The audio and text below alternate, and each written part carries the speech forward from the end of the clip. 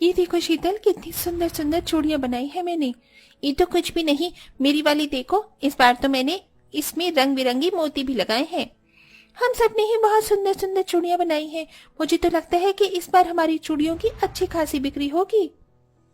भगवान की कृपा रही तो ऐसा ही होगा। चलो अब जल्दी से सारी चूड़ियां टोकरी में रख दो, बाजार लग गया होगा। आकांक्षा, कार्तिक बेटा, तुम दोनों घर पर ही रहना। हम लोग सारी चूड़ियां बेचकर शाम तक घर आ जाएंगे। ठीक है। पांचों बहुएं अपनी अपनी बनाई हुई चूड़ियों को टोकरी में रख उन्हें बाजार में बेचने के लिए निकल जाती हैं। दोपहर से शाम होने को आती है, लेकिन मुश्किल से उनकी थोड़ी बहुत चूड़ियां ही बिकती हैं। मुझे तो लगा था कि आज हमारी सारी चूड़ियां बिक जाएंगी, लेकिन आज भी किसी ने हमसे चूड़ी नहीं ली। क्या फायदा हुआ इतनी मेहनत करके इन चूड़ियों को बनाने का। आइए आइए और रंग बिरंगी चूड़ी ले जाइए।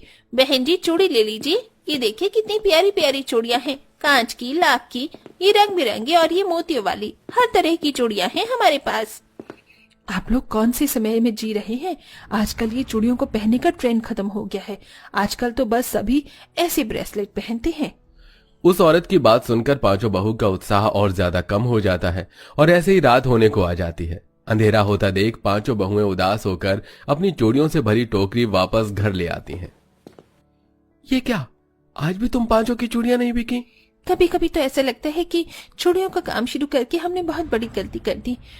इससे अच्छा तो हम किसी के घर पर साफ सफाई का काम कर लेते, कम से कम 2-4 पैसे तो आते। तुम लोगों को इस तरह हार मानने की कोई जरूरत नहीं है। एक दिन देखना, लोग इन्हें चूड़ियों को खरीदने के लिए कैसे हमारे घर के बाहर लाइन लगाकर खड़े होंगे। अपने अपने पतियों की बात सुन पांचों बहुएं थोड़ी मुस्कुराती हैं, जिसके बाद अब सभी लोग खाना खाकर सो जाते हैं। जैसे ही आधी रात होती है, बाहर जोरों की आंधी चलना शुरू हो जाती है, जिससे उन सब का घर की चारों दीवारें धीरे धीरे हिलने लगती हैं। दीवारें हिलने की आवाज से सभी लोग घबराकर जाग जाते हैं। माँ, ये क्या हो रहा है? हमारी घर की दीवारें हिल क्यों रही हैं? पता नहीं बेटा, भगवान हमसे क्या चाहता है। पूरा परिवार डर के मारे एक दूसरे का हाथ पकड़कर बैठा होता है। कुछ घंटे बाद आंधी थमने लगती है, जिससे अब उनके घर की दीवारें हिलनी बंद हो जाती हैं। सभी लोग बड़ी मुश्किल से सोए ही होते हैं कि तभी धीरे धीरे उजाला होने लगता है, जिसे देख पांचों बहुएं जल्दी से जागती हैं और नन्ही सी आकांक्षा को लेकर शौच करने खेतों में चली जाती हैं। माँ, पता है, हमारी टीचर कहती है ऐसे खुले में शौच नहीं करना चाहिए, इससे बहुत सारी बीमारियां फैलती हैं। हम जानते हैं आकांक्षा बेटा, लेकिन क्या करें, इतनी मेहनत करने के बावजूद भी हमारे पास आज तक इतने पैसे तो जुड़ ही नहीं पाए कि जिससे हम अपने घर की मरम्मत करवा सके। तो क्या ही हम लोग अपने घर में एक टॉयलेट बनवाएंगे। ऐसे सुबह सुबह खेतों में आना मुझे बिल्कुल भी सही नहीं लगता। क्या पता कब कौन देख ले। हम औरतों की जिंदगी भी कितनी कठिनाई भरी है ना। पांचों बहुएं और आकांक्षा खेतों में जाकर शौच करके वापस घर आ जाती हैं, जिसके बाद घर का सारा काम खत्म कर अब पांचों बहुएं फिर से चूड़ी बनाने के काम में लग जाती हैं। लेकिन इस बार भी उनकी बनाई हुई चूड़ियों को कोई नहीं खरीदता। जैसे जैसे समय गुजरता है, वैसे वैसे सभी लोग मॉडर्न होने लगते हैं।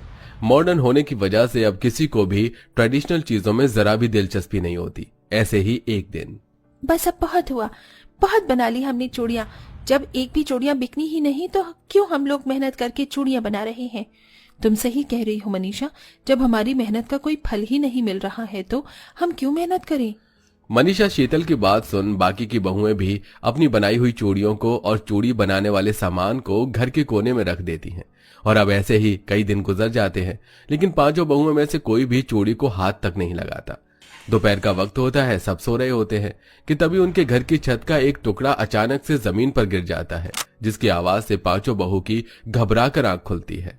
भगवान का लाख लाख शुक्र है कि हम इस तरफ नहीं सो रहे थे, वरना ये छत का टुकड़ा तो सीधा हम पर गिरता। ऐसी टूटी फूटी मकान में रहने से अच्छा है कि हम लोग बाहर तिरपाल लगाकर रह ले। कम से कम ऐसी दीवारें गिरने का डर तो नहीं होगा। उनके लिए कहना तो बहुत आसान था, लेकिन करना उतना ही मुश्किल।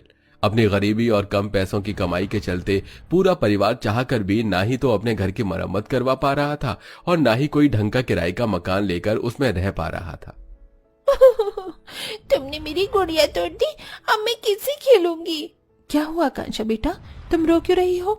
चाची चाची, कार्तिक ने मेरी गुड़िया तोड़ दी, अब मैं कैसे खेलूंगी। कार्तिक बेटा, तुमने आकांक्षा की गुड़िया की तोड़ दी।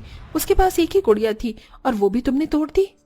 शीतल आकांक्षा को चुप करवाती है और घर के कामों में लग जाती है।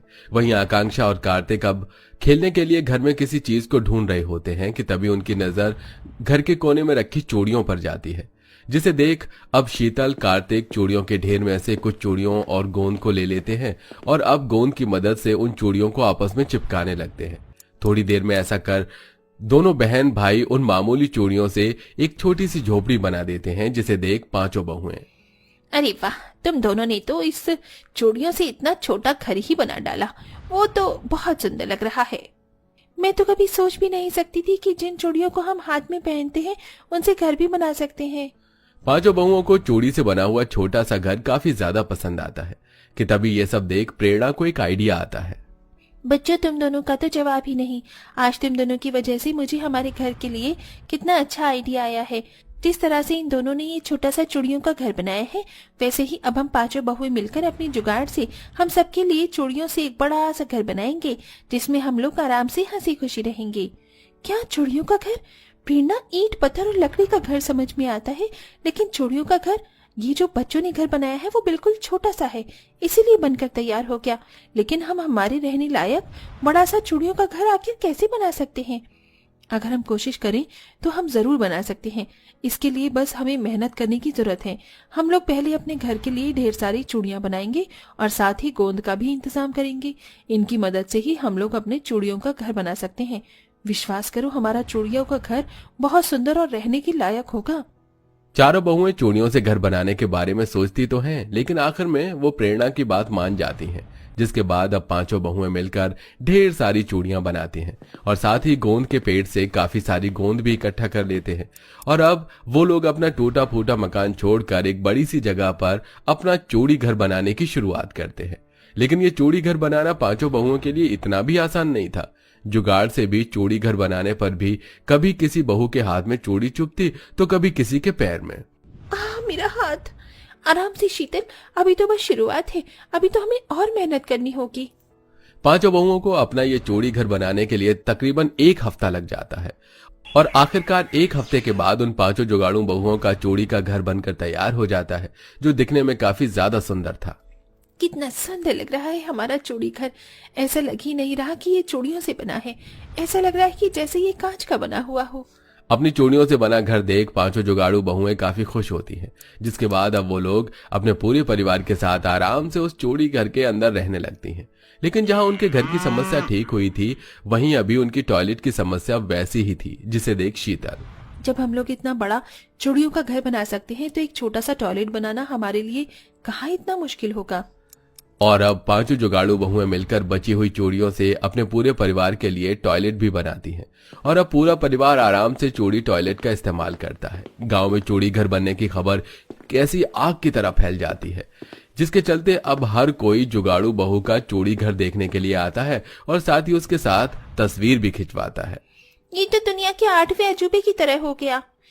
इन चूड़ी घर के सामने हमारी फोटो कितनी सुंदर लग रही है ना? चलो अब जल्दी से एक रील भी बनाते हैं। पांचों जुगाड़ू बहू के बने हुए चूड़ीदार और टॉयलेट को देखने के लिए सिर्फ गांव से ही नहीं बल्कि शहर से भी काफी लोग आने लगे थे। और अब जिन लोगों में चूड़ियों को पहनने का ट्रेंड खत्म हो गया था, अब वही लोग चूड़ी का घर और चूड़ी से बने टॉयलेट को देखकर दोबारा से चूड़ियां खरीदना शुरू करते हैं। मुझे ये नीली और पीली वाली चूड़ी देना, इसे पहनकर मैं आपकी चूड़ी घर के सामने ढेर सारी फोटो क्लिक करवाऊंगी। अपने अनोखे आइडिया और जुगाड़ की वजह से आज पांचों जुगाड़ू बहुएं काफी अच्छे पैसे कमाने लगती हैं, जिससे अब वो हंसी खुशी अपने परिवार के साथ एक अच्छी जिंदगी जीती हैं। क्या आपने कभी अपने घर में कोई जुगाड़ किया है? हमें कमेंट बॉक्स में जरूर बताइएगा।